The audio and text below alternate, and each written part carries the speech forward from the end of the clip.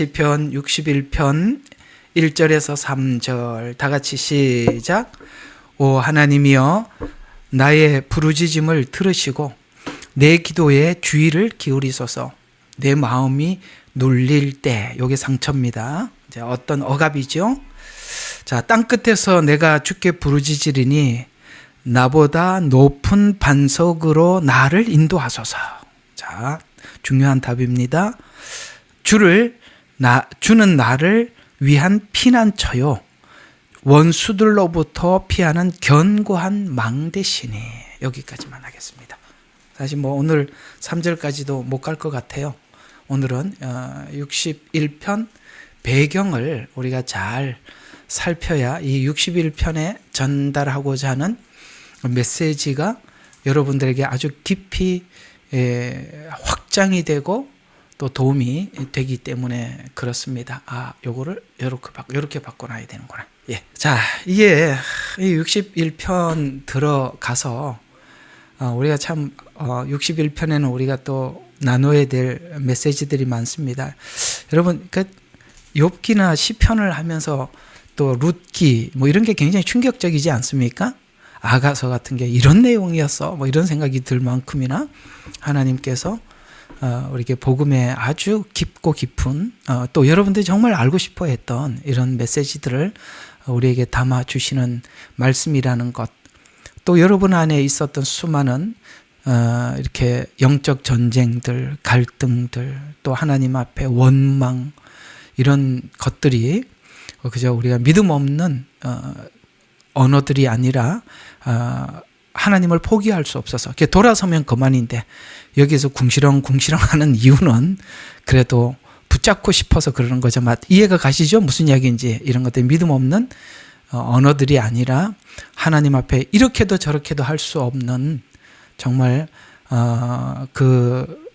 오늘 여기 본문대로 하자면은 뭡니까? 여기 눌릴 때, 내가 내 마음이 정말 눌려서 이렇게도 저렇게도 하지 못할 때 우리가 하는 언어들이다라는 부분에 대해서 우리가 욥기나 시편이나 이런 내용들이 그런 내용들을 우리에게 담고 있다라는 것이 참 우리에게 귀한 이 메시지가 아닐 수 없죠. 저는 정말 개인적으로 사람들이 쓴 책을 읽는 걸 참 좋아하지 않습니다. 괜히 다른 사람들의 생각이 쭉 들어와서 이게 제가 이렇게 쭉 성경을 통해서 성경을 풀어가려고 하는 이 자세 자체가 흐트러질까봐 이게 다른 사람들의 이야기를 묵상하고 또 생각해보고 이러고 싶지를 않아요. 그냥 저는 제 색깔을 유지하고 싶어서 다른 사람들의 책을 잘 안 보는 편입니다. 그냥 성경만 이렇게 연결시켜서 하나님 열어주는 대로만 보고 그러는 편인데, 그러나 유독 좀 되게 참 큰 의미를 전해줬던 책 한 권을 좀 소개하고 싶습니다. 왜냐하면 이 61편하고 관련이 있기 때문에 그래요. 여러분, 진 에드워드라는 이 기독 작가, 미국 작가죠. 참 유명한 분이신데요. 이분이 쓴 책 중에 새 왕 이야기라는 책이 있습니다. 아주 참 귀한 책이고 많은 분들에게 이렇게 알려져서 참 많은 생각을 하고 충격을 받았던 책이죠. 이 내용을 잠깐 좀 소개를 하면 61편을 우리가 들어가는데 굉장히 도움이 될 것 같으니까 잠깐 한번 소개를 좀 해드리겠습니다. 이 세 왕 이야기에 보면 세 왕 모두가 상처가 있는 사람들입니다. 그 왕은 사울, 다윗, 압살롬. 그러니까 이게 지금 열왕기상 하지요, 맞죠? 사무엘상 하죠. 이렇게 사무엘상 하잖아요, 그죠? 그러니까 사무엘상은 대부분이 누구 이야기입니까? 사울 이야기죠. 그다음에 사무엘하는 다윗 이야기죠. 그 안에 이제 압살롬이라는 왕이 사무엘하에 등장을 합니다. 결국 이제 사무엘상하는 세 왕 이야기였죠. 사울, 다윗, 압살롬입니다. 근데 이제 세 왕을 소개하면서 우리는 이제 세 왕의 그 왕으로 등극되는 과정, 그 다음에 왕 어떻게 살았으며 그 종말, 이런 거에 대해서 우리 너무 잘 알고 있죠. 그렇죠? 근데 여러분 아시다시피 우리가 이제 사울은 굉장히 열등감에 이게 젖어 있던 사람입니다. 누구 때문에 열등감이 생겼죠? 다윗 때문에. 열등감에 인생을 삽니다. 그리고 이 열등감을 극복하지 못하니까 불안으로 넘어갔습니다. 그 불안이 평생 다윗을 쫓아다니게 만들죠. 그래서 이게 열등감을 극복하지 못한 왕, 이렇게 이제 기억을 하시면 좋겠습니다. 다윗은 배신자들의 배신이라는 거. 여러분 정말 사울의 왕이었을 때 위기를 극복해 줬던 사람이 다윗 아니겠어요? 그렇죠? 그가 물맷돌로 골리앗을 쳐 죽였고 이스라엘에게 승리를 안겨다 줬습니다. 그래서 이제 사울은 자기 딸 미가를 주어서 사위로 삼지요. 그러나 가족에게 이제 가족이 된 거 아니겠어요? 근데 장인에게 이제 끝까지 추적을 당하고 이제 나중에는 그 아히도웰이라고 그 책사입니다. 책사가 압살롬 편에 붙어서 다윗이 이렇게 압살롬이 왕이 되려고 할 때 참 고통을 받았죠. 그러니까 다윗은 어떤 상처가 있느냐면 사람들로부터 굉장히 관계의 배신을 많이 당하게 됩니다. 그래서 배신으로 인해서 억울한 인생을 살아가게 되는데 이제 에드워드 작가가 이제 그런 배경으로 쭉 썼어요. 억울한 인생을 사는데 사울과 압살롬이라는 두 왕에게 쫓기는 인생을 살았습니다. 근데 이제 뒤에는 나옵니다만 이제 다윗은 이런 부분들을 이제 극복한 왕으로 등장합니다. 극복을 했다는 것이죠. 세 번째 이제 왕이 되려고 했지만 왕 되지 못했던 다윗의 아들이었던 압살롬은 이 다말이라는 사건을 통해서 이 가정을 파괴하게 됩니다. 이건 참 엄청난 실수죠. 아버지 그 다말 사건으로 인해서 아버지에게 방치됩니다. 그게 이제 분노와 거절감 때문에 이제 왕이 되는, 그러니까 거절감이 극복하지 못해서 이제 반역을 하게 됩니다. 이제 이 상처가 그리스도 안에서 해결이 안 되면 항상 하나님 나라에 부정적으로 나타난다는 걸 아셔야 돼요. 교회 안에서도 항상 문제를 일으키는 사람들을, 그 사람들의 과거를 보면 상처가 있었고 상처가 주님 안에 돌아왔을 때 해결이 돼야 돼. 이 복음이 해결을 해줘야 되는데 복음이 해결을 안 해주니까 교회 안에서 그 사람의 직분이 목사가 돼서 어떤 결정권을 가지게 된다던가 장로가 되어서 결정권을 가지게 된다던가 아니면 창립 멤버가 돼서 그 사람의 목소리에 힘이 들어가면 반드시 이 사단이 그런 상처를 이렇게 부채질해서 교회를 파괴하거나 하나님을 대적하는 데 쓴다는 것을 기억하시면 여러분들의 상처가 그냥 두고 묻어서 갈 일이 아니라는 걸 알게 됩니다. 이 부분은 예수님 안에서 위로를 받아야 하고 이 복음 안에서 우리가 치유를 받지 않으면 언젠가는 이 문제는 다른 형태로 하나님 나라에 회방하는, 하나님 교회를 무너뜨리는 도구로 쓰여지게 된다는 사실을 아셔야 됩니다. 우리가 어느 날 갑자기 돌변하는 사람들을 보잖아요. 갑자기 이렇게 확 바뀌어버리는 사람을 보잖아요. 그건 그 안에 도사리고 있던 상처가 아주 불화살처럼 이렇게 화산이 폭발하듯이 폭발하는 겁니다. 그래서 전혀 다른 사람으로 나타납니다. 그러니까 우리 과거에 봤던 그런 사람으로 여러분들이 보면 큰 실수하는 겁니다. 아시겠어요? 그 상처가 폭발을 할 때는 전혀 다른 사람으로 등장한다는 것을 기억하셔야 됩니다. 왜냐하면 사울과 압살롬이라는 두 사람의 행동은 도저히 평범한 인간으로서는 이해할 수 없는 행동들이지 않습니까? 바로 그런 상처들이 해결되지 못한 사람들에게 나타나는 증상들입니다. 그러나 이 세 왕들을 보면 압살롬은 상처를 붙잡고 살아 자신을 파괴시킵니다. 해결이 안 되니까. 또 압살롬은 상처를 확장합니다. 그래서 사람들의 마음을 훔쳐서 반역의 길로 들어섭니다. 다 하나님 나라를 파괴시키는 데 사용하죠. 그리고 다윗은 오늘 이제 61편의 주제가 그겁니다. 이 상처를 하나님께 맡기고 극복한 왕으로 우리에게 소개되고 있습니다. 그래서 하나님은 사울이 받은 상처와 압살롬이 받은 상처와 다윗의 상처를 보면 누가 상처가 더 크냐? 라고 봤을 때 여러분, 사울은 사실은 자기하고 별로 관계가 없는 다윗에게 상처를 받은 게 전부예요. 근데 그것도 정당한 일을 하고 상처를 받았으니까 이거는 사울이 받은 자기가 상처라고 이 말을 한다는 자체가 우습지 않아요? 그렇지요? 압살롬은 말도 안 되는 아버지의 부인을 취하잖아요. 이거는 악행을 했지 않습니까? 그래서 아버지로부터 방치를 당하는데 그게 상처입니까? 자기 죄 때문에 나타나는 결과가 자기 죄 때문에 나타나는 결과였지만 그걸 또 자기는 상처라고 이야기를 해요. 이게 상처 맞아요? 아니잖아요. 다윗은 진짜 상처입니다. 구국 영웅이 되고, 그렇죠? 사울은 정치적으로 전략적으로 자기 딸을 줍니다. 사위로 만들어 놓고 가까이 두어서 귀에만 있으면 죽이려고 하고 그랬죠? 평생 사울에 의해서 고통을 받습니다. 사무엘상이 대부분이 그런 이야기로 덮여 있죠.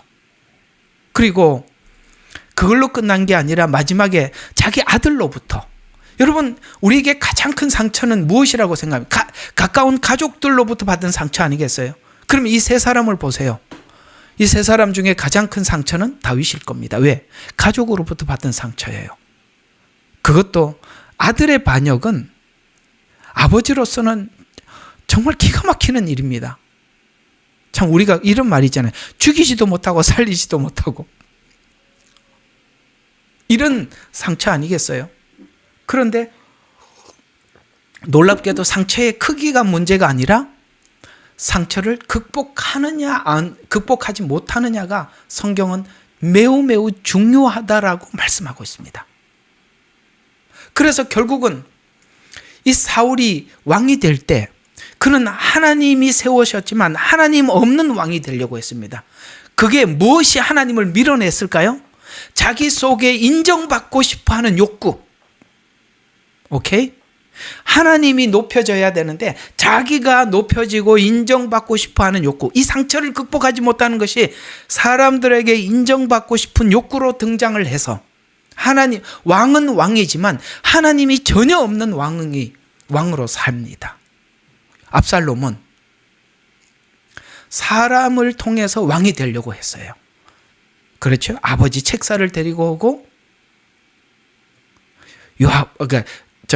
아버지 책사를 데리고 오고 사람들의 마음을 사죠. 성문 앞에 서서 왕에게 재판을 받으러 가는 사람들에게 무슨 억울한 일이 있어서 왕에게 찾아가느냐? 라고 물어서 가서 사람들의 거짓으로 위로해서 사람의 마음을 샀다라고 성경은 말씀하고 있습니다.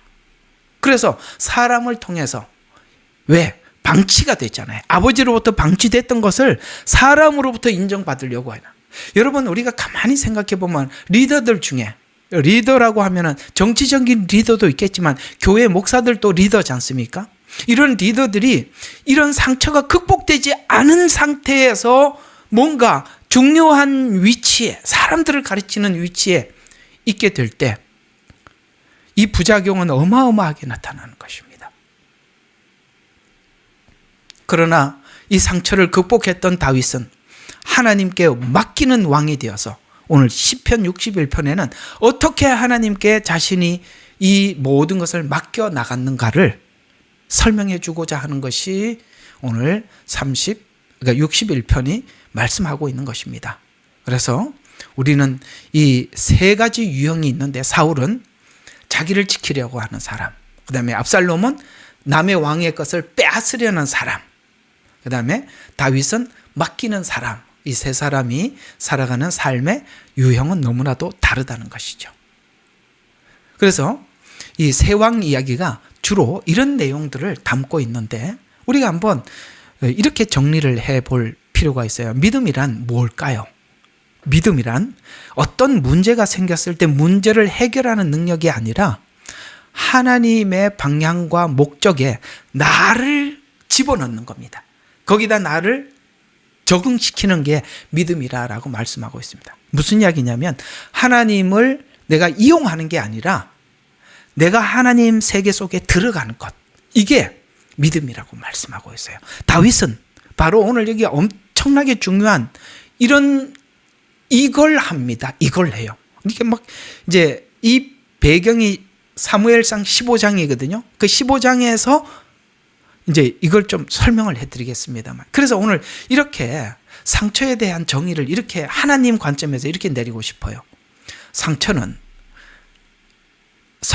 하나님은 상처를 제거하지 않고 상처를 통해서 사람을 만들어 간다는 거.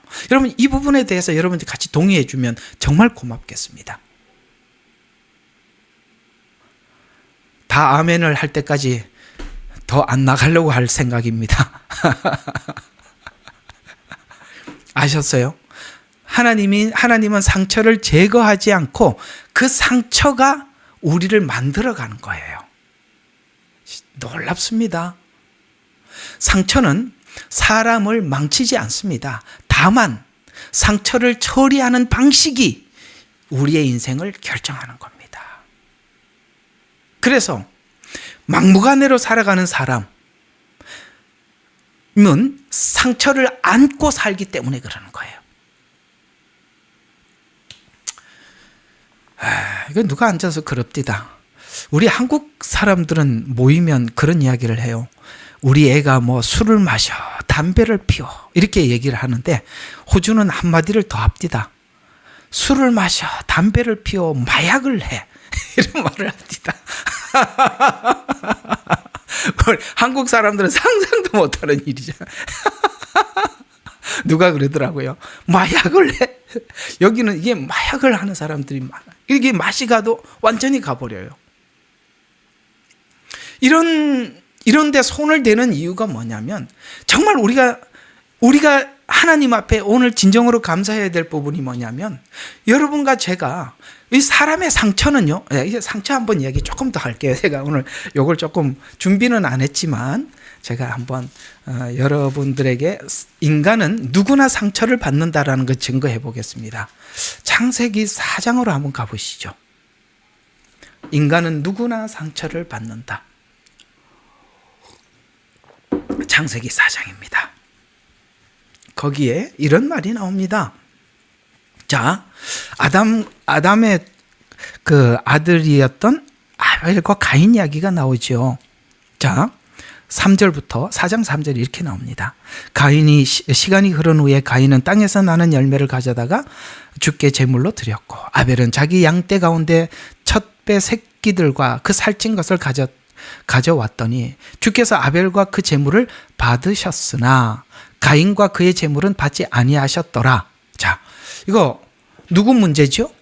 가인 문제 아니겠어요? 맞죠? 이건 가인 문제죠.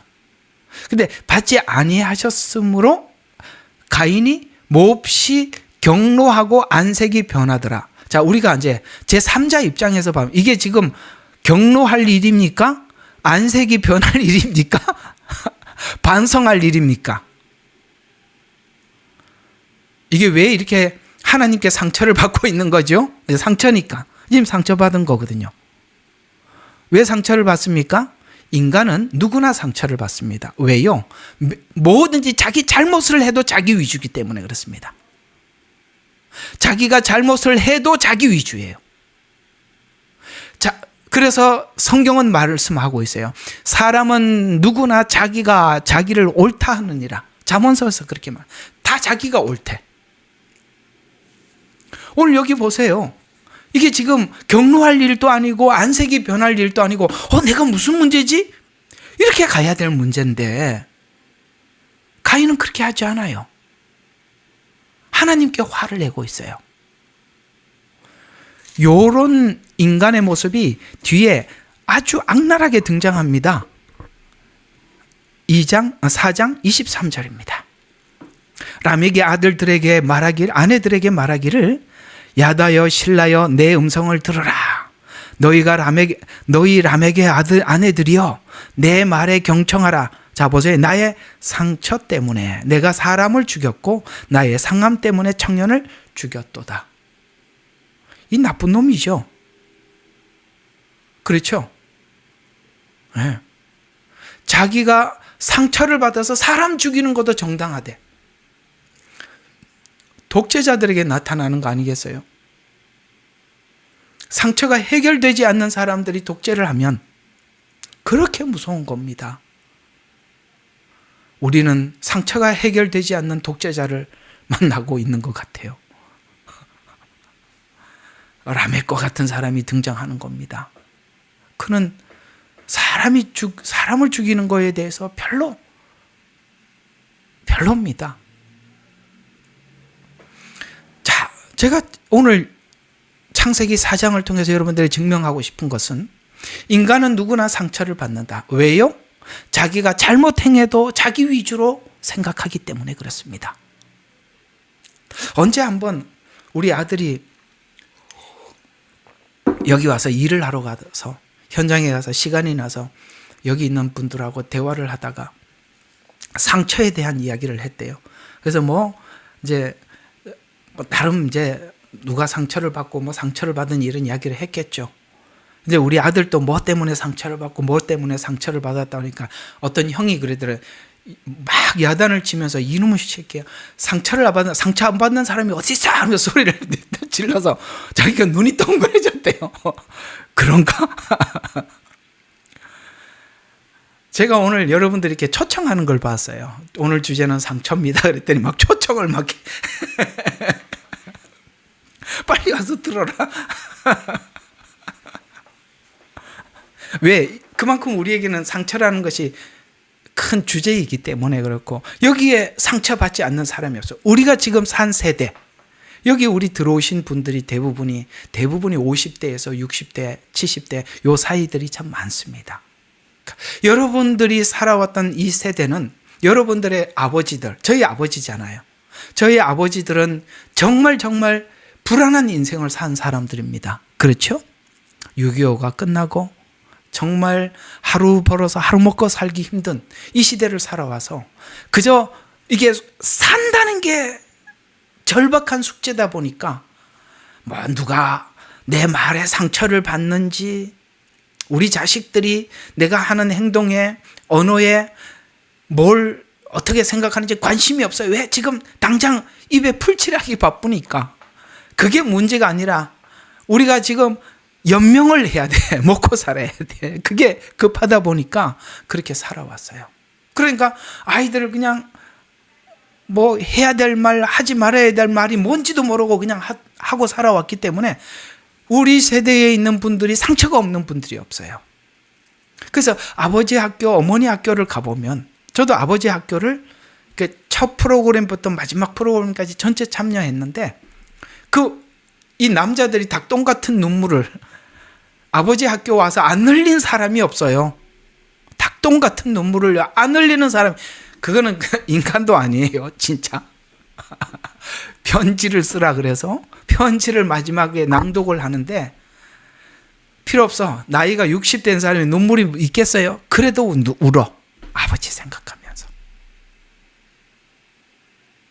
그 아버지들이 안 계신 분들이 허다하시고 계시는 분들이 소수였지만 그래도 그 아버지에게 편지를 쓰면서 그토록 울먹울먹하고 눈물을 흘리는 걸 보면 얼마나 사랑받고 싶었어요. 또 우리가 생각해보면 역으로 아버지들은 얼마나 또 자식들을 사랑하고 싶었겠어요.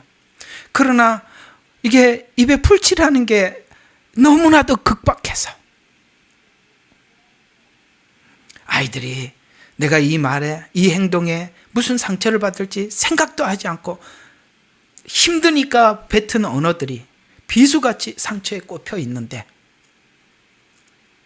그걸 놀랍게도 우리 한국교회는 그때 참 하나님께서 은혜를 주시는 바람에 우리가 교회 와서 복음 안에서 진짜 치유를 받은 사람들은 이 상처가 싹 씻음을 받아 과거의 아버지를 이해하게 되고 상처를 뭡니까? 상처가 도리어 뭘로 바뀌었어요?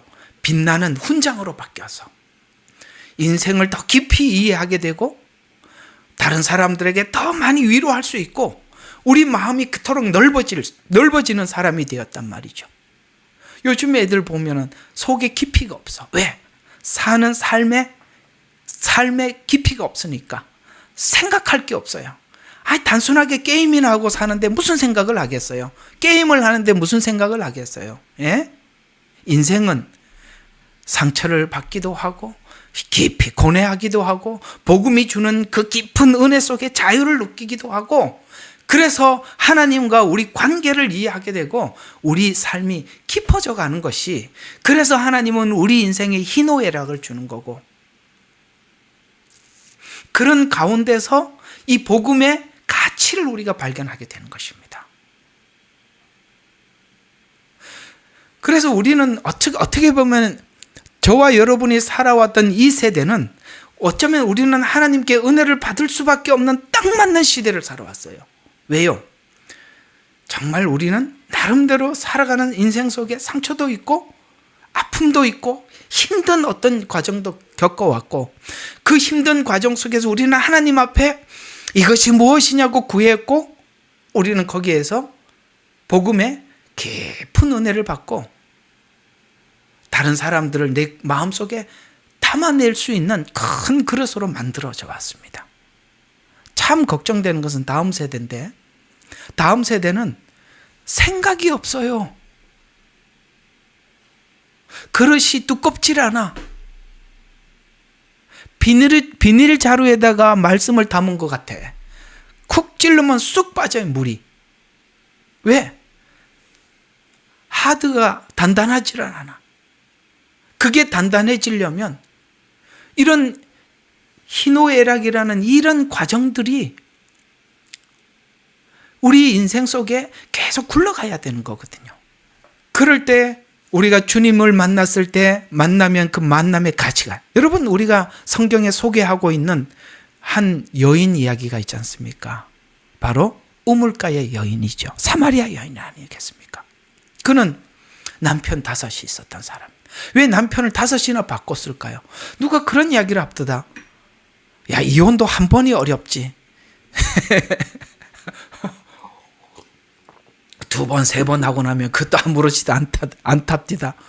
참 그것도 해괴망측한 논리인 것 같지만 들어보면 또 그 참 그렇기도 하겠다. 5번 한 사람은 도대체 무슨 강심장이야 이런 생각이 들지만 2번, 3번 하면 이게 그냥 무슨 생활이 되는 것 같아요. 5번 했습니다. 낮에 물을 기르러 왔습니다. 여러분 그 유대 그 시대적 그 유대 배경 아래서 이 낮 시간에 여자가 물을 기르러 온다는 것은 그야말로 그 무슨 여자라고 해야 되나? 그냥 모두 다 아는 그런 여자들을 보고 뭐라고 그러죠? 누구나 아는. 하여튼 잘 모르겠습니다. 이 여자 누군지 아니까. 그러니까 자기는 더 이상 자기에 대해서 뭐랄까 관리할 필요도 없는 이런 여자라는 거죠. 그래서 낮 시간에 우물가에 물을 기르러 왔던 것입니다. 어쩌다가 이렇게 이혼 이야기를 했나? 뭐 하다가 일로 갔는지 깜빡 이거 잘못했습니다. 어쨌든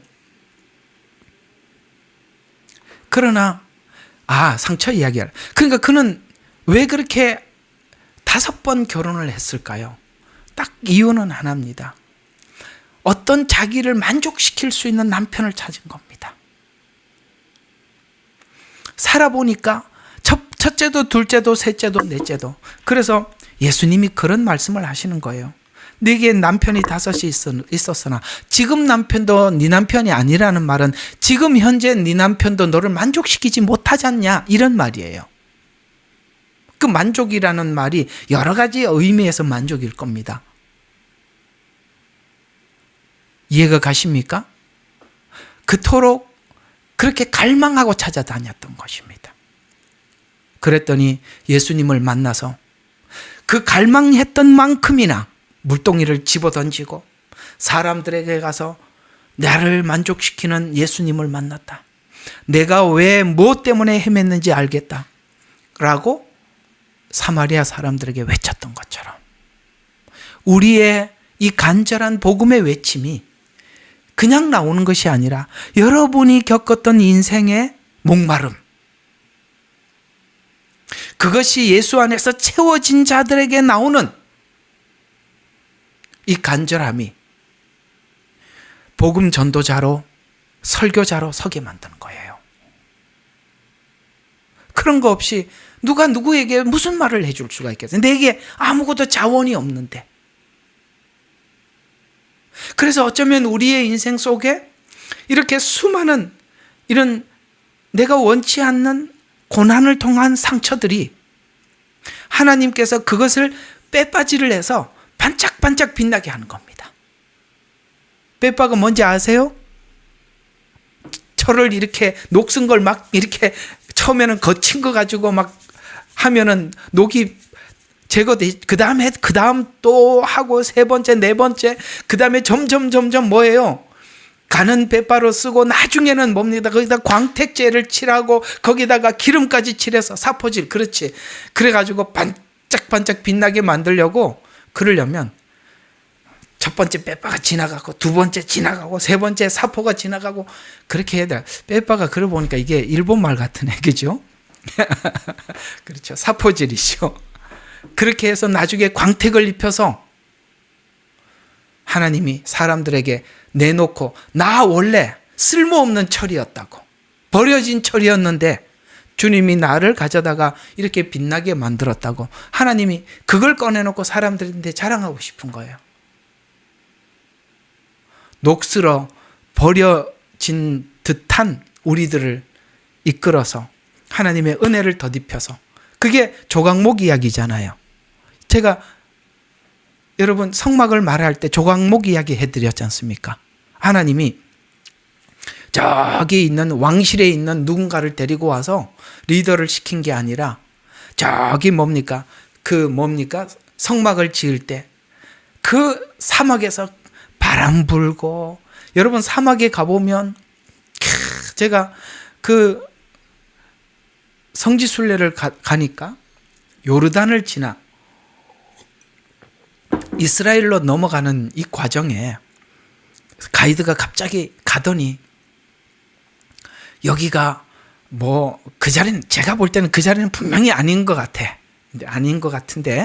이곳이 바로 모세가 손을 올리고 아론과 훌이 손을 올리고 저 앞에서 전쟁이 있었던 자리라면서 하는데, 그건 분명히 아닌 것 같아요. 그냥 하는 말인 것 같아. 절대 아니에요. 저는 아무리 봐도 거기 아니야.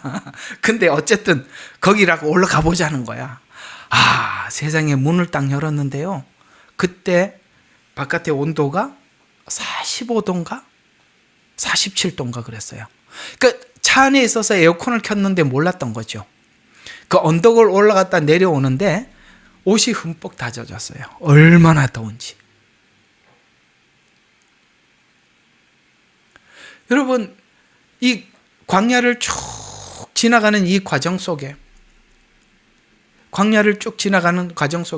그런 햇빛을 받고 그 다음에 비도 오지 않는 곳에 이 나무가, 대부분의 나무들이 살지 못하는데 이 시팀 나무는 생명력이 너무 강해.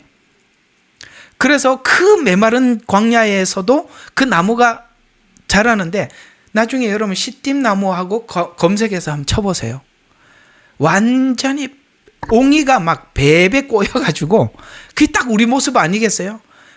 여기 가면 꼬여 있고 저기 가도 꼬여 있고, 그렇죠? 삐뚤삐뚤해가지고 직선으로 자라. 백향목을 쓴 게 아니라 그 시띠나무를 가져와서 어떻게 합니까? 불 속에 넣었다가 두드리고 펴고 거기다가 뭘 합니까? 금을 입혀서 성막에 탁 널판으로 쓰니 그게 아름다운 것이죠. 그렇습니다. 상처받은 우리들에게 은혜를 주셔서, 은혜를 입혀주셔서 하나님은 빛나게 해서 사람들에게 보란듯이 내놓고 싶은 것입니다. 결국은 하나님이 쓰시는 사람들은 이 다윗과 같이 상처를 하나님께 맡겨 바뀌어 승리한 신자를 통해서 하나님은 하나님의 영광을 드러내고 싶은 것입니다. 바로 이런 배경에 오늘 61편인데 결국은 오늘 이 본시의 배경은 여러분 그 시편 61편이거든요. 61편을 간략하게 좀 소개를 하면 이런 이야기입니다. 여러분 61편은 다윗이 압살롬의 반역 때문에 예루살렘을 떠나 도망자로 살 때, 이거 60편도 이 내용이라고 했잖아요. 그죠? 압살롬의 반역, 그 배경을 가지고 했다 그랬죠. 그래서 다윗이 압살롬의 반역으로 예루살렘을 떠나서 도망자로 살 때 마음에 정말 눌린 이 현재 하나님의 장막도 버리고, 참 이게요, 다윗은 오직 하나님께 예배하고 하나님 앞에 나가는 게 자기의 삶의 가장 행복한 일이었습니다. 그런데 이제 이 자리를 떠남으로써 이제는 하나님 앞에 나갈 수도 없어요. 그래서 마치 장막도 없고 이제는 안식처도 없어요. 왜? 추적하잖아요. 잡으러 올 거 아닙니까? 그러니까 안식처가 어디 있겠어요? 옛날에 사울에게 도망을 다녔듯이 또 그걸 해야 되는 거예요. 그래서 안식처도 없고 예배처도 없는 상태에서 위협을 받다 모든 것을 잃어버린 상태에서, 우리로 말하면 환경이 오늘 여기 눌린 상태를 넘어서서, 그걸 넘어서서 하나님께 고정시켜 나가는 이 과정에 우리의 내면이 어떻게 하나님을 찾아 나가며 어떻게 하나님을 찾는 것에 우리 마음이 고정이 되는가를 가르쳐 주기 위해서 쓴 시가 61편이라는 것이죠.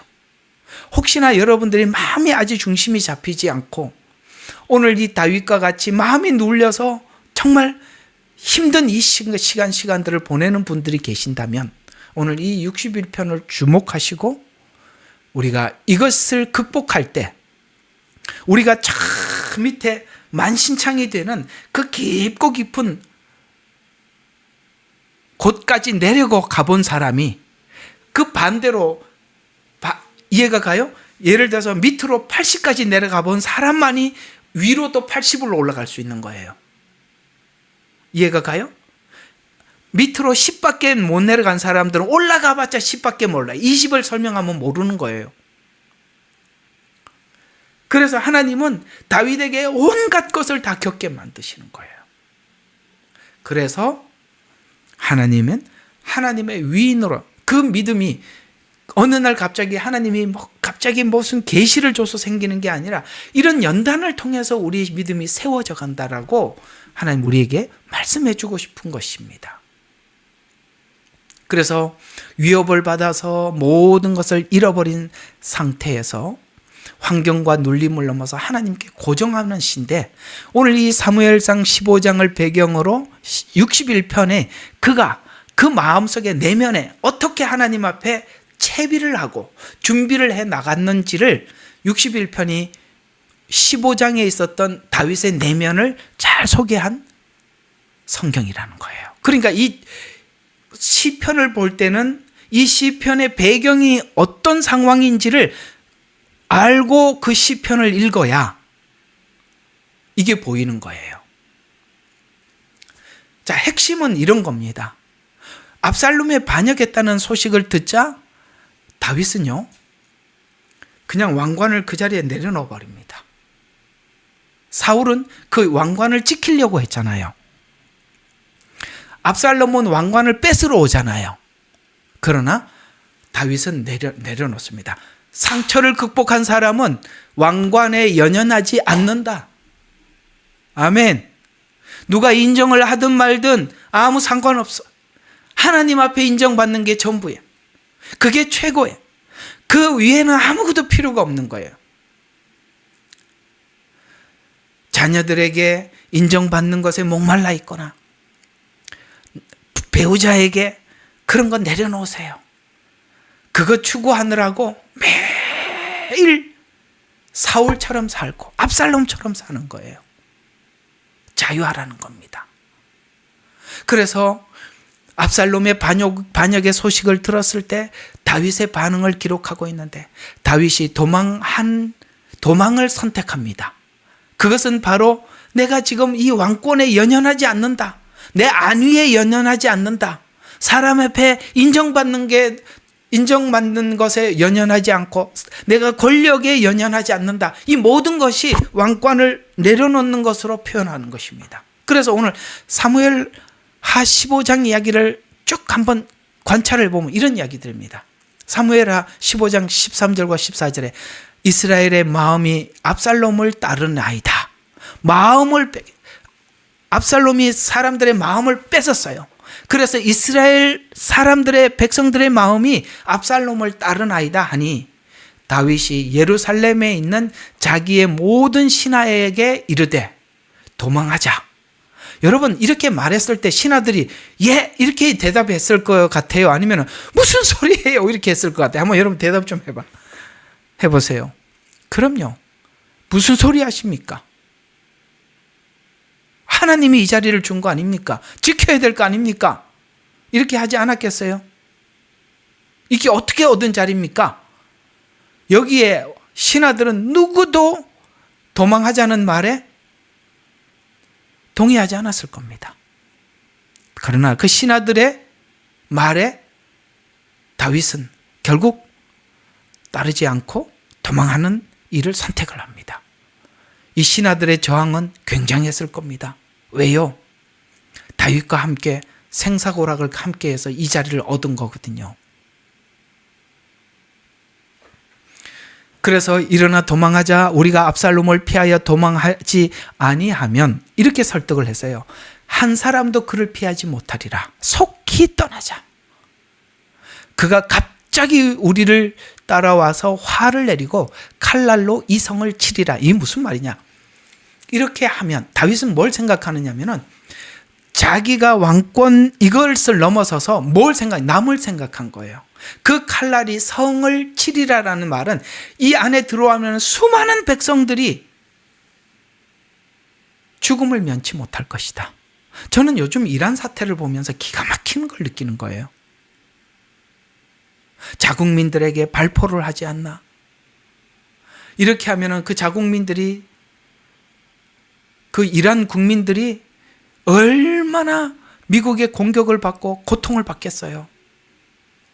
그러나 이 정치하는 사람들은 자기들이 이 자리를 지키기 위해서 국민들이 고통을 당하는 것에 대해서 아무런 부담이 없어요. 그러나 오늘 이 다윗이 했던 끊기고 있죠. 다윗이 했던 이 행동에서 우리가 살펴볼 수 있는 것은 만약에 압살롬이 이 반역에 우리가 잠시 피하지 않으면 이 국민들이 엄청나게 피해를 받을 것이다 라고 하면서 이제 다윗이 왜 피해야 하는지를 이제 그 함께한 사람들과 함께 이렇게 설득을 해서 피하게 됩니다.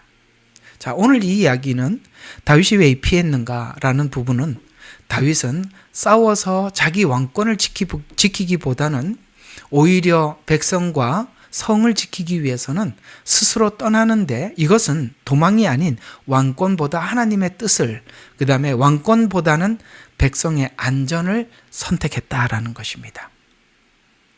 이해가 가시죠? 이건 왜 다윗이 어느 날 갑자기 이렇게 성숙했는가? 아니죠. 그러니까 이 압살롬의 반역 이전에 어떤 일이 있었었냐면 밧세바 사건이 있고 난 이후에 압살롬 반역이 있었거든요. 그러면 이렇게 한번 생각해 볼 필요가 있는 것이 뭐냐면 이 밧세바 사건을 우리가 알고 있지 않습니까? 이 밧세바 사건을 우리가 가만히 들여다보면 매우 다윗은 자기 중심적이었습니다. 그렇죠? 자기 중심적이었어요. 자기가 좋아하는, 자기가 원하는 그 여인을 얻기 위해서 우리아를 전쟁터에 내보내기도 하고, 그렇죠? 거기서 죽게 하고. 이렇게 사실은 다윗이 처음부터 오늘 여기 이 압살롬 반역 이야기를 들었을 때 이 왕관을 내려놓을 만큼 신앙적으로 성숙한 위인이었냐? 성경은 아니었다. 얼마 전만 해도. 라고 성경은 말하고 있는 것입니다. 우리가 이 압살롬 사건에서 하나님 앞에 인정을 받거든요. 다윗이. 그러니까 이렇게 인정을 받았던 것이 어느 날 갑자기 다윗이 그렇게 믿음의 사람이 되어서냐가 아니라 그 앞에 바로 하나님의 어떤 엄청난 훈련과 징계를 경험한 이후에 그가 이렇게 되었다라고 말하고 싶은 것입니다. 그러면 여러분, 히브리서 12장 11절이 이렇게 말씀하고 있습니다. 징계가, 하나님께서 징계를 하는 이유가 그 징계를 통해서 우리가 어떻게 된다고요? 온전하고 완전해진다라고 말씀하고 있어요. 그렇죠. 징계를 통해서 온전하고 완전해지는데 다윗은 언제 이렇게 성숙해 할 수 있었느냐? 모든 걸 내려놓을 수 있었느냐? 이 밧세바 사건이 굉장히 중요한 위치를 차지하고 있거든요.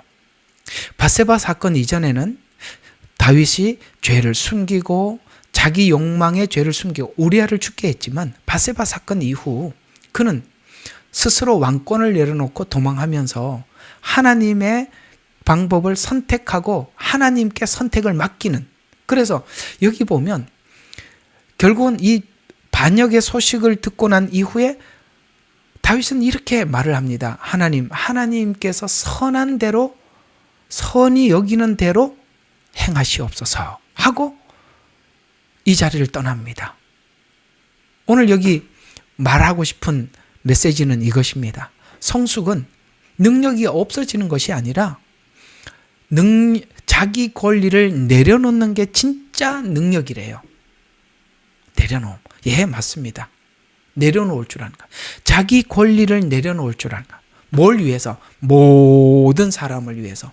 이거 누구한테 배운 거죠? 그렇습니다. 예수님께 배운 거잖아요. 예수님은 하나님과 동등됨을 취할 것으로 여기지 아니하시고 자기를 비워 종의 형체를 입으시고 죽기까지 복종하셨으니 십자가에 죽으심이라. 그래서 누구를 위했죠? 오늘 다윗이 그 성에 있는 백성들을 위하듯이 구원받아야 할 우리들을 위해서 예수님은 스스로 종이 되셨고 죽음을 선택하셨습니다. 이걸 하나님이 우리에게 가르쳐주고 싶은 거고 이걸 하나님이 우리에게 훈련시키는 겁니다. 우리가 그런 훈련이 되려면 지옥과 같은 깊은 상처 속에도 들어가야 하고, 아시겠어요? 그리고 그 깊이 들어간 만큼 우리는 다시 올라올 수 있는 거예요. 여러분의 인생이 누구보다 나는 내 인생이 참 비참해 보이고 내 인생이 험해 보이면 여러분은 하나님이 여러분에게 은혜를 많이 담으려고 하는 겁니다. 여기서 대답 좀 해봐요. 은혜를 많이 담으시려고 하나님께서 여러분의 인생을 고달프게 하신 겁니다. 예, 욥이 그랬잖아요. 그래서 그렇게 훈련을 받은 사람들을, 그렇게 하나님 앞에 연단을 받은 사람들은 오늘 다윗과 같이 네가 왕이 되라. 원활하지 않아서 여기까지만 하고 일단은 오늘 다 마치도록 하고 다음 주에 이어가도록 하겠습니다. 예레미야의 눈물은 시대에 맞는 말씀 선포와 변질되지 않은 순수 복음을 외치고 있습니다. 함께 연결되어 하나님께 예배드리며 이 마지막 때에 하나님께 쓰임받길 원하시는 분은 카카오 채널로 연락 주시면 연락드리도록 하겠습니다. 고정 댓글에 채널 경고와 착제에 대비한 예비 채널과 제2채널 링크를 올렸습니다. 이 채널 또한 구독 부탁드리겠습니다. 감사합니다. 우리는 역사상 가장 중요한 시점을 지나고 있습니다. 하나님께서는 하나님의 일을 하시기 전에 사람을 준비시키셨음을 우리가 알고 있습니다. 하나님 말씀은 마지막 때에 대추수, 대부흥의 때가 있다고 분명히 예언하고 있습니다. 아멘. 하나님의 말씀이 그대로 성취될 것을 믿습니다. 예레미야 눈물은 잠자는 교회와 영혼을 깨우기 위해 노력하고 있습니다. 이 가슴 뛰는 일에 함께 하길 원하시는 분은 카카오 채널로 연락 주시기 바랍니다. 당신은 위대한 하나님의 사람입니다.